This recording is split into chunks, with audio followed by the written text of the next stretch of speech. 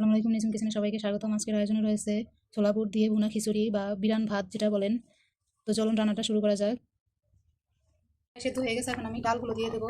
বুটের ডাল আর মুগ ডাল, ডালগুলোকে এর সাথে আমি সেদ্ধ করে নেবো। ডালটা আমার সুন্দর করে সেদ্ধ করে নেওয়া হয়ে গেছে। আমি চুলায় কড়াই বসাই দিছি। এখন আমি এখানে পেঁয়াজ দিয়ে দেবো। পেঁয়াজ দিয়ে এখন পরিমাণ মতন তেল দিয়ে দেবো।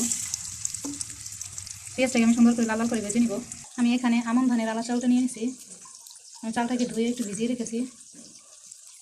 আমি সব মশলাগুলো নিয়ে নিছি, আদা রসুন জিরা বাটা ধনিয়ার গুঁড়া লবণ সবগুলো এখন একটু পানি দিয়ে আমি মিক্স করে নিব। পেঁয়াজটা আমার লাল লাল করে ভাজা হয়ে গেছে, এখন আমি মুখ গলিয়ে রাখা মশলাগুলো আমি দিয়ে দেবো। মশলাটাকে আমি সুন্দর করে কষিয়ে নেব।